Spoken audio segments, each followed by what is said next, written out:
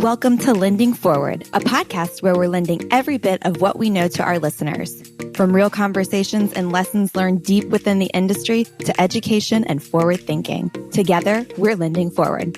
And as always, don't forget to subscribe to our channels and connect with us on www.atlanticbay.com. Atlantic Bay Mortgage Group, LLC, NMLS number 72043, NMLSconsumeraccess.org is an equal opportunity lender located at 600 Lynn Haven Parkway, Suite 203, Virginia Beach, Virginia, 23452. Welcome to another episode of Lending Forward. I'm your host, Taylor Ellard, and joining me today is Chelsea Peitz, the one, the only real estate video branding coach and speaker. Welcome, Chelsea. I am so excited to be here. It's going to be so fun. I'm starting off my morning in Arizona today with you, and I cannot wait to dive in on all things mindset, marketing, social media, and who else knows what we're going to talk about. I love it. I love it. So for those who might not know much about you, I know you because I've been following along for so long now, and it's just, you're so real in your content. And I think that's why it just resonates so much with people. So tell us about your journey. How did you get to where you are today? And we'll go through kind of some fun best practice on how to win your 2023. Absolutely. I started in real estate 22 years ago. It's going to be 23 very soon. And I jokingly tell people that I got my real estate license in 2001 BF. The BF is before Facebook. So I had a whole career helping people buy and sell homes before social media existed. So like many of the people that I work with, I did not grow up with the Internet of Things. I did not grow up as a digital native. I actually went to the library in college because I did not own a computer like most people didn't. And I would sit in the library and I would write my reports. And, we had the card catalog back then. So I really never intended, number one, to be a realtor. Mm-hmm. I certainly never anticipated that I would become a speaker and an author and a coach. Not once ever crossed my mind. I wanted to be a therapist. I actually got my degree in clinical psych because I wanted to be a therapist. Oh. The challenge, though, is that I am highly empathic. And I was like, I don't know if this is going to be a good thing if I'm always crying, with my clients and I'm taking on their stuff. And so I said, well, real estate, I can use my degree in real estate. So I ended up being in real estate and about 2008, which was a very different year for many of us in the world, and especially in real estate, I ended up leaving being a realtor, but I still wanted to work with real estate because that's what I knew and what I was passionate about. And I had no idea that ultimately I was meant to be a teacher. I love teaching. I love breaking complex things down like the algorithm and all of this stuff. And mainly the reason I love doing it is because I had to. I didn't get it. Like my brain takes a while for things to click. And so I would break things down in a way that would make sense to me. Mm-hmm. And turns out other people also appreciated that. So really what I've been doing for the last decade is teaching real estate humans how to be more human through technology and how to share their story, their personal brand at scale with people that they already like, know, and trust, and people that just don't know them yet. Mm-hmm. And it's an interesting thing that you're doing because copy pasted over to mortgage bankers for me, and it's all the same. And I think we talked about it before, but meeting someone, that first meeting for me is so empowering. And that's where I think I do my best work is when I'm strategizing with mortgage bankers. And I'm like, what does your typical week look like? How many agents are you meeting with? And then do you go to restaurants and do these things? Are you tagging these people? How are you creating that pillar content? So tell us kind of like what a typical first coaching call with you might even look like. Oh, it is probably so different than anything else anybody has gone through. I personally, I have a coach. I have multiple coaches, and I will have coaches for the rest of my life. I am a big believer in investing in your strongest asset, which I think is ourselves. Mhm. And so I love to learn, and I will continue to do that. And I will have someone that can help me up level in different areas of my life. And I've been through a lot of coaching things. I've been to a lot of conferences. I've read a ton of books. I usually read about 1 to 2 a month, if not more.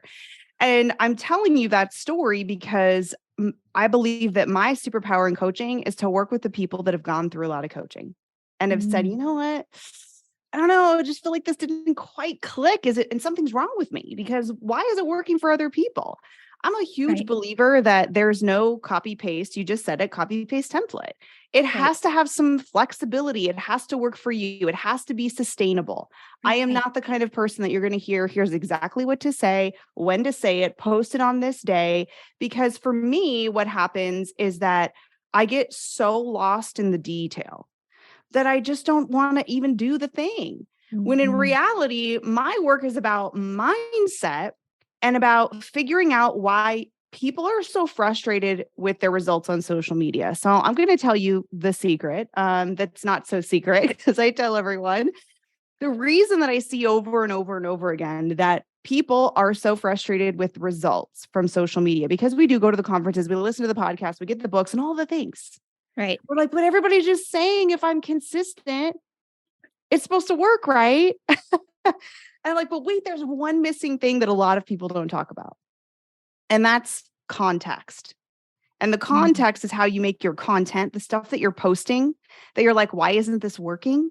That stuff has to have some kind of meaning to someone's head and their heart. There's like that Yes. emotional human connection, right? That's the context. Right. And so that's your personality and your perspective. So, what happens most of the time when I see somebody that's frustrated with social media, I look at their content and I say, okay, wait, you're showing up totally differently online than you would ever show up offline. So true. And they're like, wait, what do you mean? I'm like, let me just give you an example. Your limiting belief is, oh my gosh, I cannot stand seeing and hearing my recorded self. It's Right. cringe. Like, oh, I would just, I can't. Some people are made for video, Chelsea. That's not me. Like, right? I hear this Right. all the time. Right. Now, let's talk about it if we were in the physical world. That is my one question I always ask people. I always go back to it. I'm like, but wait, what would you do if we were standing in the same room right now? And Right. 9 times out of 10, you're like, let me change my decision. Because if you were at Starbucks with me and you were having your peppermint mocha and I'm having my PSL because I still can't get off my PSL kick, and you're like, I don't know. Like, I feel like these headlines are kind of stressing me out. Is now a good time to buy? What should I do? Should I wait? And all of a sudden you dive under the table and they're like, is everything okay? And you're like under the table, right? And you're Right. talking up to that table, the underneath of it, and you're like, oh, I am fine. But listen, I really can't have somebody look at me while I talk to them. No, you would never do that in the physical world. No. But we have No. all these limiting beliefs that we're like, wait a minute, this isn't real. Social media is not real. FaceTime's not real. It absolutely is real. It's different. It's not the Right. same as being in the room with that person, but it is real. And we are never going back. And so the person who wins in 2023 is the person whose videos or content can make a complete stranger feel like they already know them just a little Mm. bit. Familiarity is the competitive advantage. Right.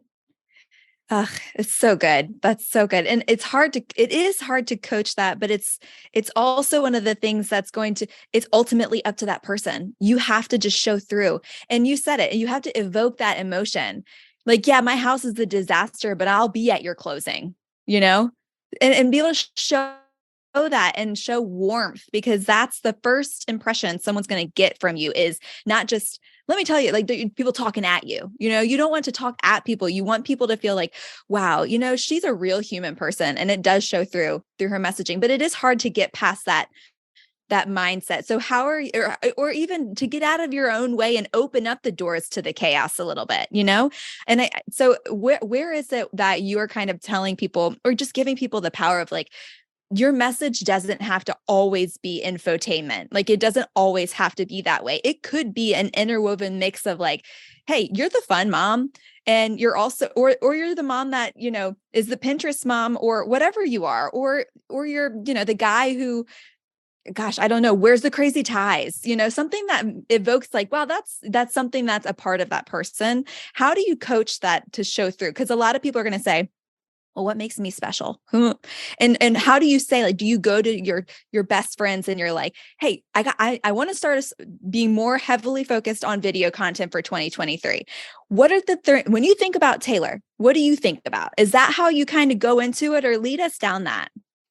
You know, if I had a magic pill that somebody could become really super self-aware and then be like, oh, I am going to express this authenticity on video, Right. I would be retired. I would have trademarked it.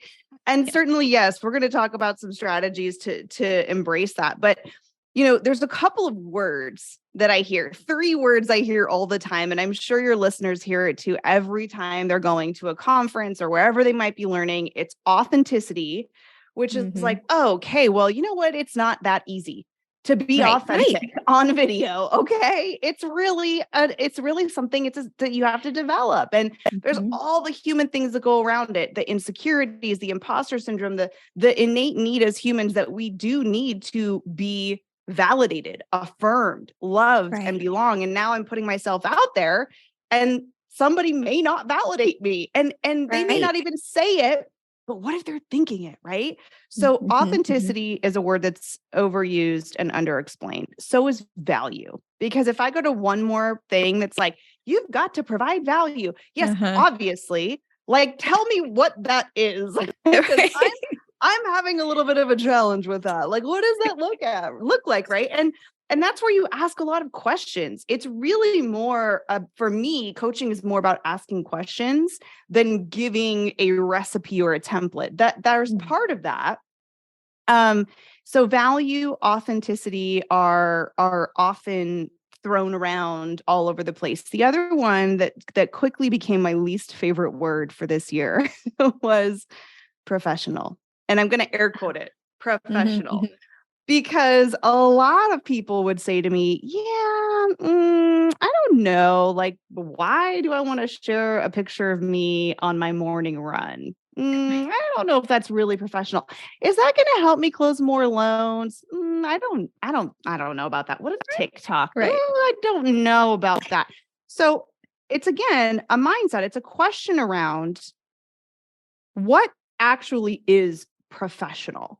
Okay. So when I want to work with somebody, I want to work with somebody that I trust, that has empathy, that is conscientious, is compassionate. All of those things are uniquely human. Right. And we talked about it in the beginning about, I call it the 2 Ps, personality and perspective. Some people call perspective point of view.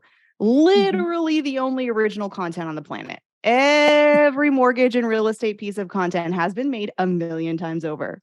There is nothing unique about your market report. Right. And so how are we able to demonstrate that personality and perspective? Now, it took me years to get where I'm at. Where I started now, or where I started then, is not where I ended up now. And that's where most people say. We don't just turn on the camera and we're like, hey, this is my authentic self, right? Right. But I do want to give some tactical strategies that can help you, especially if you are a camera shy human, which the majority of us are. Right. So a couple of ways that you could get started, because it is no longer a nice to have, it is a requirement, especially in a world of Zooms, FaceTimes, Teams meetings. I have a little guy who's in 4th grade. Guess what? He submits his homework via video. It is a required skill to show up as a human being and communicate effectively through video and technology. And so that is definitely a skill that is a requirement. So if you're going to build that skill, I always tell people there's two places to start. The first one is one-to-one video.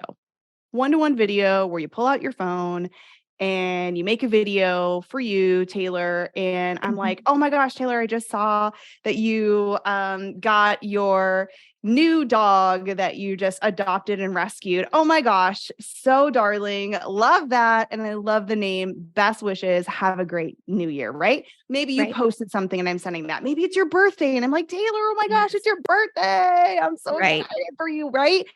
I'm making this video for you, Taylor, nobody else. I'm not making a video that doesn't have your name in it so that I can go to Facebook and look at the birthdays and then send everybody the same video. I'm doing an unscalable human thing. But here's the cool part about that. Only you see it. And you and I know each other.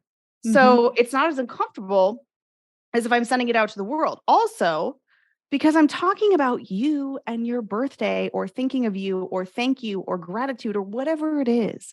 Guess what? I don't need a script. I don't need to edit. I get comfortable talking. I'm not stressed about memorizing my bullet points and my 3 reasons that you need to move to this zip code or interest rates and whatever. I'm literally like, hey, Taylor, I'm thinking of you. Hope you have the best new year ever. And then you know what happens? This really weird thing where you kind of relax and your facial expressions kind of look more like you. And your tone sounds like you because it's going up and down like you would when you're regularly talking to someone you know. And then you look at your recorded self and you're like, well, that wasn't horrible. I mean, the lighting could have been better, but that wasn't terrible. And it's building a habit, right? So those one-to-one videos, there's no excuse not to send them because we all have direct message. We don't need a phone number. We don't need an email. We have a phone. We can just send it to somebody via direct message at any time. And the best part about that too is when I'm sending it to somebody in a DM, it's going to tell the computer, hey, these two people want to talk to each other. So Chelsea just sent a video to Taylor and Taylor said, hey, thanks. Or maybe just double tapped it and gave it a heart. Great, right? So now it's like, well, wait a minute. We should resort both of these people's feeds to make sure that they see each other in the future. I don't know any other place that works harder and smarter for your future content than a direct message because a text message is great, but that's it. It's not going to send you a buzz on your phone that's like, hey, Chelsea just posted something on Instagram. Go look at it. So that is a really good way to build that habit and build that confidence and see a more authentic version of your recorded self so that you can battle those limiting beliefs of how I look, how I sound, etc.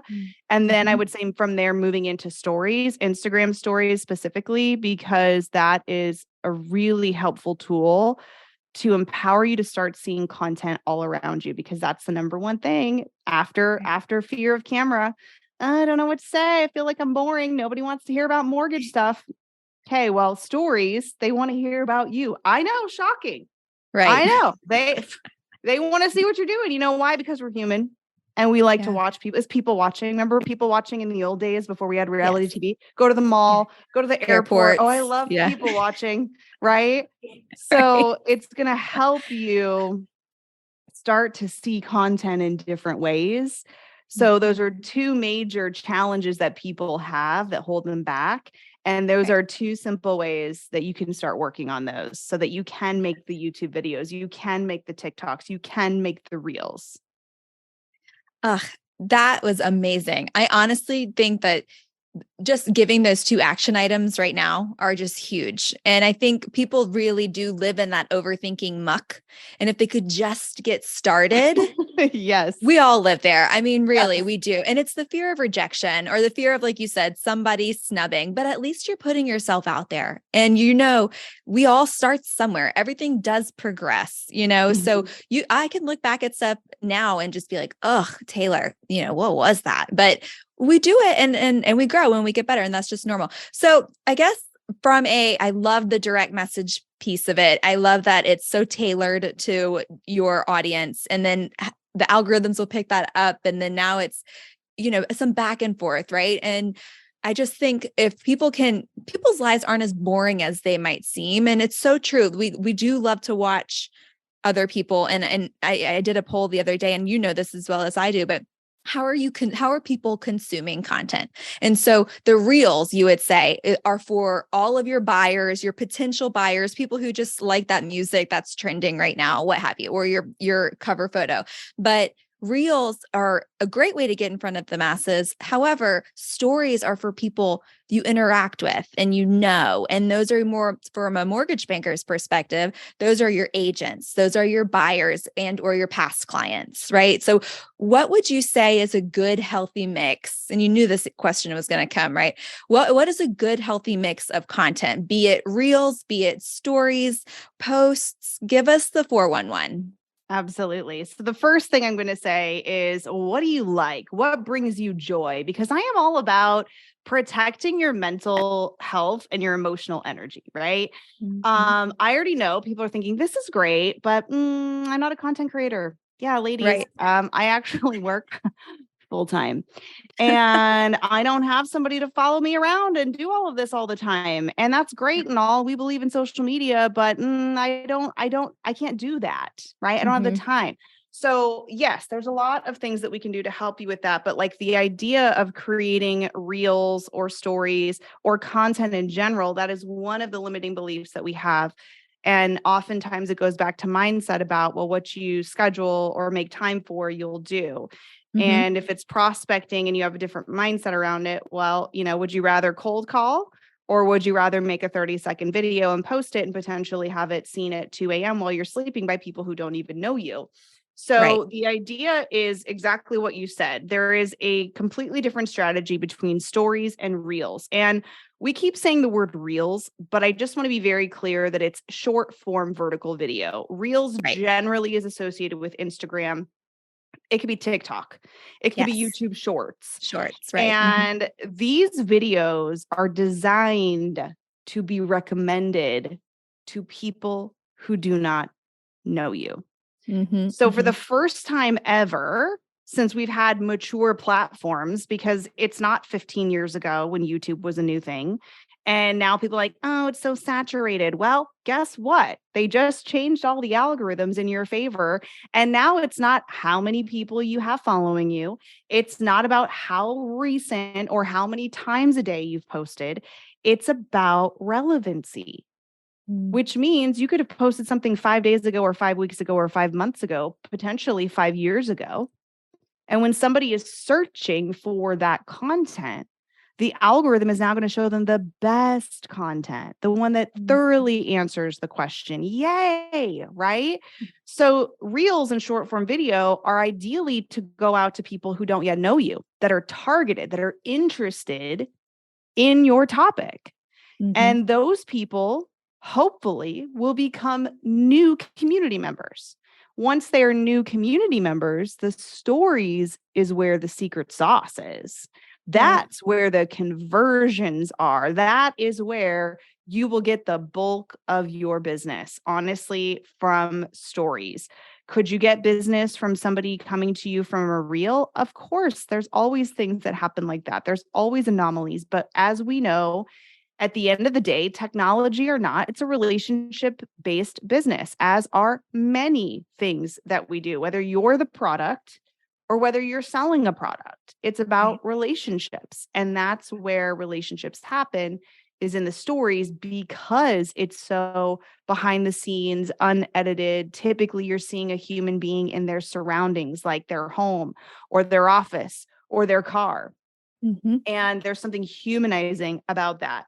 So we're connecting with that person. And of course, I mentioned the word earlier, familiarity. It's truly about faces take you places. And whether people Right. are connecting with you or not and giving you a metric, they're still they're connecting while they're consuming. And one Mm-hmm. other thing to let people know in this world of short form vertical video, because I have a lot of people that are coming to me very discouraged, and they're like, well, this started off really well, and like now my views are like nothing, and what's happening and what's going on, and I feel terrible and nobody likes my content. And when you feel like that, you don't want to make any more content, right? Right. So let me Deflated. just tell you that we consume, you listening right now, you consume short form vertical video differently than a regular feed post. And here's why. It's like TV, and they've trained our behaviors to open it up, whether it's TikTok or Instagram, and here's something new. And oh, by the way, you probably like it. Oh, by the way, you're probably interested in this. Oh, absolutely. I just want to keep watching it. And you don't know these people. Right. And when we don't know people, we generally don't jump into a conversation with them. We just consume passively. And so I tell people, is engagement down or is it just different? Because Right. people are watching, and my engagement may not be a like or a share or a comment or a DM, but it could be that I watched your video 10 seconds longer than anybody else's video. And then what happens is the algorithm says, wait a minute, we think maybe you want to see more of this person. You didn't click on their profile. So let's try another video. More. So absolutely. So you just have to stay the course, and views don't equal value.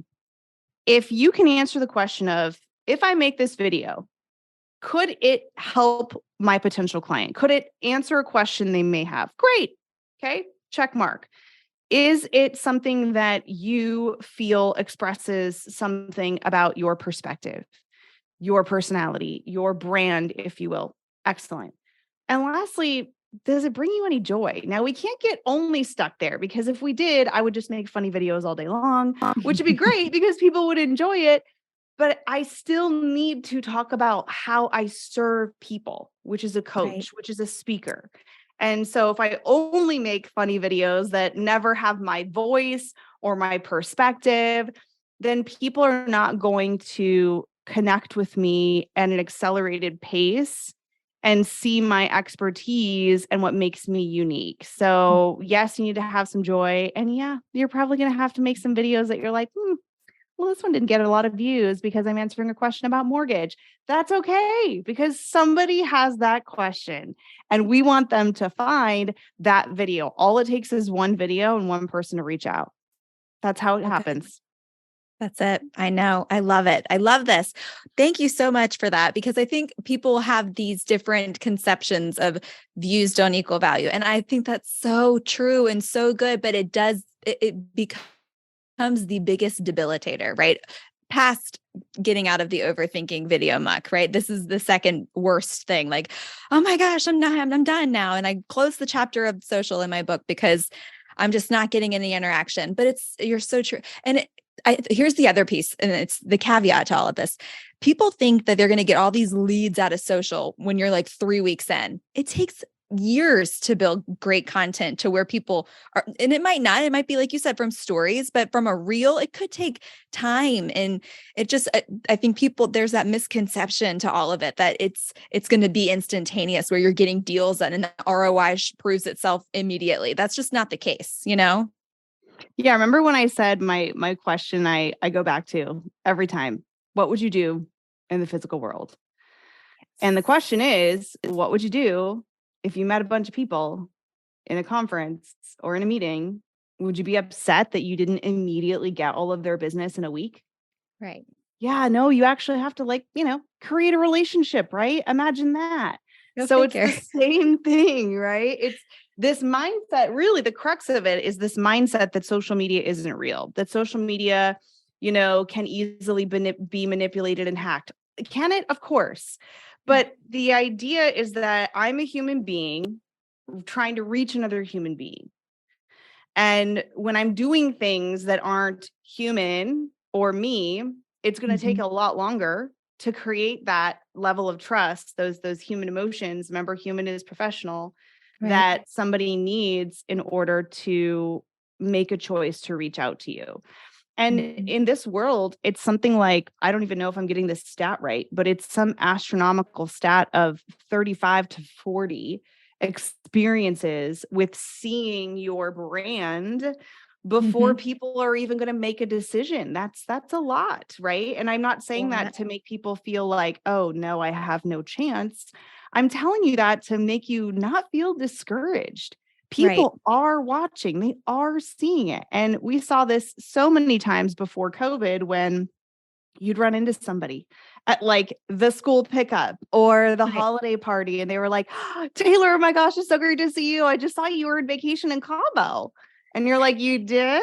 And you're, oh yeah, no, I saw your videos. Oh my gosh, I love your videos with your dog. So cute. And you're like, Right. but you literally have never said anything. Yep. You're right. But you know what? You're in their brain. Yeah. And so people are connecting while they're consuming, even if they're not leaving you a metric you can measure yet. Yes, I love it. Well, tell us a little bit about how you're lending forward for 2023. What is Chelsea Peitz goals? What's next? Oh my goodness, I have so many goals. I love this time of year because I plan for all the amazing goals that I'm going to manifest and reach and attain. And I will be working a lot on big stages. I'm going to be expanding my keynote speaking. I'm also going to be really leaning into the Real Estate Content Accelerator coaching program with myself and my amazing co-coach, Giselle Ugardi, and really helping people break through the overwhelm of creating content with them in it. Because the challenge really is talking about us and ourselves. Mm-hmm. And it's figuring out what our story is and how to share it because we live in these bodies every single day. And so it's really kind of hard to say, oh, I don't have anything. What do I have to say? And it's like, I think you even brought it up where you're like, oh, if you ask somebody, right, about words to say about you. Yes. Oh, that is my least favorite question. If somebody's like, give us 3 words to describe yourself, you're like, but if I was asked to give 10 words to describe my best friend, I could probably give you 20. Right. And so it's mindset work. I will continue to work with my own coaches. I have a success coach. I'm doing some theater/vocal coaching because my craft is my voice, and I'm excited about that. That's been really fun. So yeah, that's what's on the agenda for 2023. I love it. Well, thank you so much for being on Lending Forward, and let's go kick some butt for 2023. Let's do it. Thanks again for listening to the Lending Forward podcast powered by Atlantic Bay Mortgage Group. Don't forget to tune in next week and make sure you subscribe to our channel. Remember, we all play a part